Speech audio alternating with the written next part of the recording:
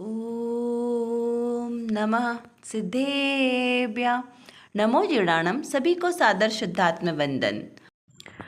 आज पौष शुदी दशमी का यह शुभ मंगल पावन दिवस और प्रतिदिन प्रसारित होने वाले सोनगढ़ संदेश में से आज जो संदेश हमें प्राप्त हुआ है वो पूज्य बहन श्री बहन के वचनामृत के आधार से प्राप्त हुआ है। तो चलिए देखते हैं हम आज का संदेश।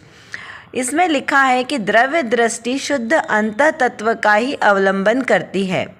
निर्मल पर्याय भी बहिर्तत्व है, उसका अवलंबन द्रव्य दृष्टि में नहीं है। सारगर्भित संदेश जो 315 नंबर के बोल के आधार से जो मिला है, इसी प्रकार का स्वरूप नियम सारजी की गाथा 38 जो शुद्धोपयोग अधिकार की है, उसमें भी बहिर्तत्व का बहुत ही सुंदर वर्णन किया गया है, विस्तार से वर्णन किया गया है। यहाँ पर क्या लिखा है कि द्रव्य दृष्टि यानी दो प्रकार की दृष्टि है, द्रव्य दृष्टि और पर्याय दृष्टि।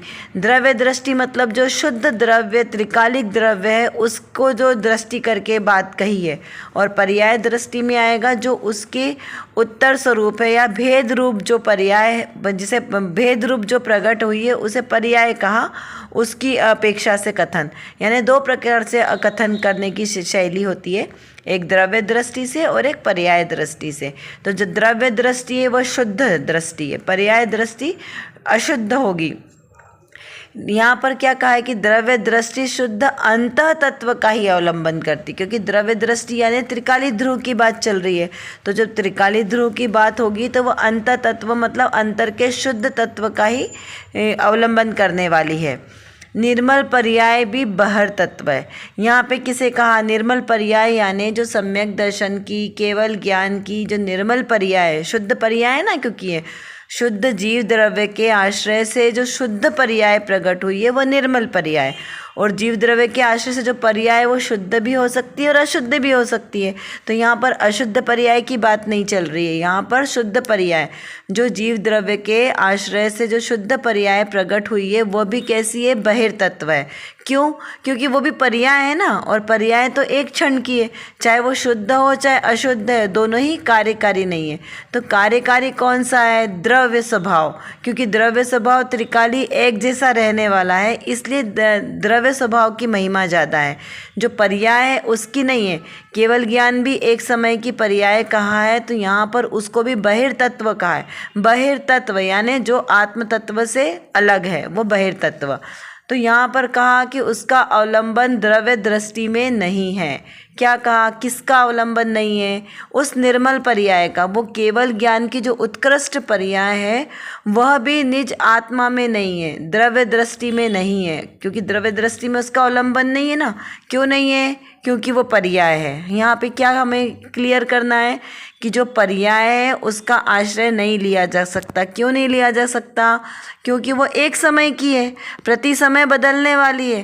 क्योंकि केवल ज्ञान की पर्याय है तो भी क्या हुआ? प्रति समय नई पर्याय निकल रही है, चाहे वो ज्ञान की शुद्ध पर्याय निकल रही है, क्योंकि अभी अशुद्ध पर्याय तो आएगी नहीं। प्रति समय वहाँ शुद्ध ही पर्याय निकल रही है, लेकिन फिर भी है तो वो एक समय की ना, इसलिए वो उसकी महिमा नहीं कही, वो द्रव्य दृष्टि में नहीं है। द्रव्य दृष्टि में जो त्रिकाल ध्रुव ज्ञायक स्वभाव मेरा जीव तत्व है, मेरा आत्मा है, वो एकमात्र त्रिकाली ध्रुव है। क्यों? क्योंकि वो हमेशा एक जैसा रहने वाला है, अपरिणामी है, उसमें कोई परिणामन नहीं होता है ना, क्योंकि वो द्रव्य है, कुटस्थ है। इस प्रकार हमने यहाँ पर इसको समझा। अब देखते हैं कि आज की रत्न कणिका में कौन सी विशेष बात आई है। यहाँ पर श्रोता ने प्रश्न किया है कि क्या द्रव्यलिंगी मोक्ष का कारण नहीं है? क्या प्रश्न किया है श्रोता ने कि क्या द्रव्यलिंगी मोक्ष का कारण नहीं है? अब यहाँ पे देखिए, अभी पहले तो हम ये समझते हैं कि द्रव्यलिंग क्या है। लिंग भी दो प्रकार के, एक द्रव्यलिंग और एक भावलिंग। तो द्रव्यलिंग जो हमें बाहर से हमें जो दिखाई देता है वो द्रव्यलिंग जो दिखा, और भावलिंग जो हमारे अंतर के परिणाम चलते हैं, उससे जो हमारे परिणाम बनते हैं उसे कहा भावलिंग। तो यहाँ पर समाधान करते हुए कहा कि शास्त्र ज्ञान द्रव्यलिंग है, नव तत्व की भेद वाली श्रद्धा तथा 6 जीव निकाय का चारित्र भी द्रव्यलिंग है। शास्त्र का विकल्प और 5 महाव्रत आदि का विकल्प भी द्रव्यलिंग है। फिर क्या कहा? तदुपरांत शरीर का नग्नत्व भी द्रव्यलिंग है। इस द्रव्यलिंग में संत रुके नहीं और भावलिंग रूप दर्शन ज्ञान चारित्र का सेवन करके मोक्ष मार्ग को और मोक्ष को प्राप्त किया। यदि द्रव्यलिंग मोक्ष का कारण होता तो उसे छोड़कर संतजन अंदर आत्मा में आश्रय क्यों लेते। जिस श्रद्धा ज्ञान को चैतन्य प्रभु का आश्रय नहीं है वह श्रद्धा ज्ञान द्रव्यलिंग है। यदि शरीर आश्रित है पर द्रव्य है, पर स्वद्रव्य नहीं है।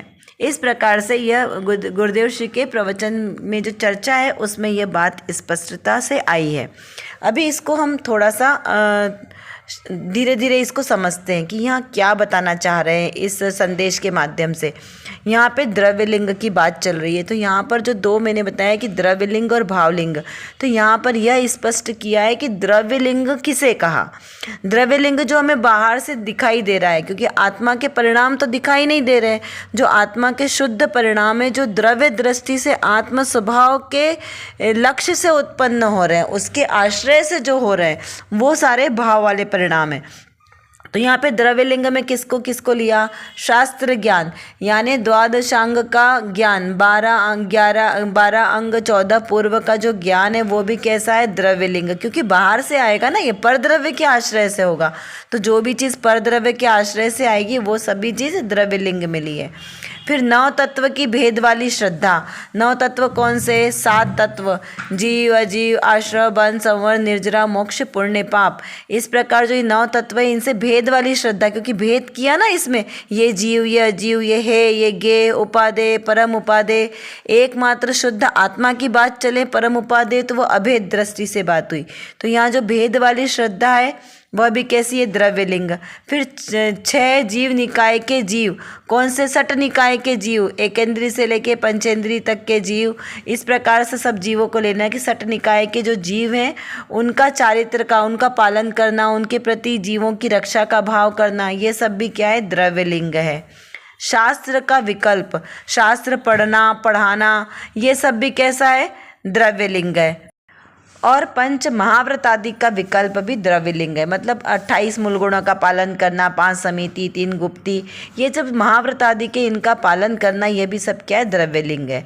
तदुपरांत इसके उपरांत शरीर का नग्नत्व, कैचलोच करना, जो 28 मूल गुणों में भी नग्नत्व, कैचलोच करना, एक बार खड़े लेके आहार करना, एक आसन एक सैया पर शयन करना, ये सब भी क्या है, जो क्रिया है, ये सब भी द्रव्यलिंग की क्रिया है।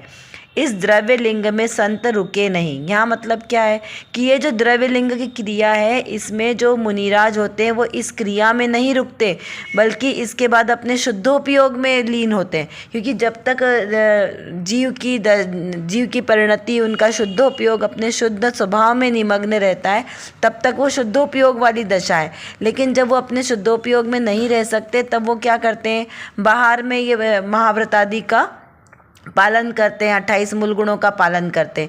यहाँ पर इस क्रिया को वो आदरणीय नहीं मानते, है ना, मात्र वो क्रिया मानते कि हाँ, जब तक अंतर में उपयोग ना लगे तब तक ये सब कार्य करना है।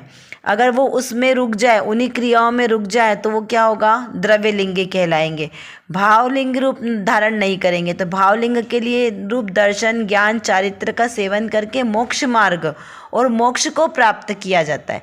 कैसे, भावलिंग से। वो कहते हैं ना कि जिन शासन कैसे, भाव प्रधान है। तो यहाँ पे भावों से ही मोक्ष है, भावों से ही संसार है। तो इस प्रकार जो भाव द्रव्य से भी नग्न है और भाव से भी नग्न है, मतलब पर द्रव्य के प्रति किंचित मात्र भी जिनका आसक्ति का भाव नहीं है। पर द्रव्य यानी सभी को ले लेना, शरीर आदि, शरीर से संयोग आदि सभी पर द्रव्य, महाव्रत आदि की क्रिया, इन सब से भी, शास्त्र ज्ञान आदि सबसे भी जो परान्मुख है, ऐसे जो वैराग्य शिखर के शिरोमणि है, ऐसे उस आत्मा की साधना करने वाले वो भावलिंगी हैं। यदि द्रव्यलिंगी मोक्ष का कारण होता तो उसे छोड़कर संतजन अंदर आत्मा के आश्रय में क्यों जाते। जिस श्रद्धा ज्ञान को चैतन्य प्रभु का आश्रय नहीं है, वह श्रद्धा ज्ञान द्रव्यलिंग है। यानी कि चैतन्य प्रभु के आश्रय से जो कार्य हुआ वही भावलिंग है, उसके अलावा सब द्रव्यलिंग है। शरीर आश्रित है, परद्रव्य है, क्योंकि परद्रव्य की क्रिया है ना, स्वद्रव्य की नहीं। तो यहाँ पर यह बताना चाह रहे हैं कि जो स्वद्रव्य की क्रिया नहीं है वो सब कैसी है, द्रव्यलिंगी है। और द्रव्यलिंगी मोक्ष का कारण नहीं है, वो संसार का कारण है, क्योंकि द्रव्यलिंगी नवे ग्रैवेयक तक जाकर भी वापस पुनः संसार में परिभ्रमण करते हैं। एकमात्र जो भावलिंग है वही मोक्ष का कारण है। तो यहाँ पर क्या समझना कि द्रव्य लिंग तो रहेगा, द्रव्य के लिंग के बिना तो मोक्ष नहीं होगा। तो द्रव्य लिंग है लेकिन उसके साथ भावलिंग होना जरूरी है। पहले तो मुनिराज भावलिंगी होते हैं, तब बाहर में नग्नता आती है। पहले कहा ना कि भावों से नग्न हो तब बाहर में सहज ही नग्नता आ जाती। नग्नता आदि मतलब सभी ले लेना, महाव्रत आदि सभी गुण तब प्रकट होते हैं। इस प्रकार यहाँ पर इसको समझना है। अब कुछ प्रश्नों के माध्यम से हम इस क्लास का एक बार रिवीजन करेंगे। यहाँ पर विचार करना है दोनों प्रकार से दृष्टि के विषय को, कि द्रव्य दृष्टि से अंतर तत्व क्या है, बहिर्तत्व किसे कहा, क्योंकि स्वतत्व और बहिर्तत्व दोनों का जब तक हमें ज्ञान नहीं होगा तब तक हमें बहिर्तत्व क्या है वो समझ में नहीं आएगा, और निज जीव तत्व क्या है, इन दोनों का भेद ज्ञान स्वरूप को समझकर ही समझ में आएगा। द्रव्यलिंग किसे कहते हैं, स्वद्रव्य और परद्रव्य दोनों में क्या डिफरेंस है, क्या समानता है, हमें इस पर भी बहुत विचार करना चाहिए कि स्वद्रव्य यानी क्या और परद्रव्य यानी क्या। तो जो स्वद्रव्य वही आश्रय करने योग्य और परद्रव्य से दृष्टि हटाने योग्य है। फिर क्या द्रव्यलिंगी मोक्ष का कारण है या भावलिंगी, इस प्रकार का भी चिंतन करना आवश्यक है। मोक्ष का कारण एकमात्र अपने निःशुद्धात्म द्रव्य पर दृष्टि करना ही है, जो भावलिंग की दशा है, द्रव्यलिंग की नहीं। आया है, आशा करती हूँ आपको यह सब अच्छी तरीके से समझ में आ गया होगा। यदि कुछ नहीं समझ में आया हो तो आप ज़रूर हमसे कमेंट बॉक्स में लिखकर पूछ सकते हैं। और जो विषय आज हमारे सामने हुआ इसको बारंबार चिंतन करते रहें, जिससे हमारी दृढ़ता मजबूत हो। और इसी प्रकार सम्यक श्रद्धा के साथ जो भी हम क्रिया करेंगे वही हमारे लिए कार्यकारी होगी। अतः सम्यक दर्शन, सम्यक ज्ञान और सम्यक चारित्र के साथ हम भी अपने ऐसे रत्नत्रय को प्रकट करें, सच्चा श्रद्धान करें। इसी पवित्र शुभ भावनाओं के साथ आप सभी को सादर जय जिनेंद्र।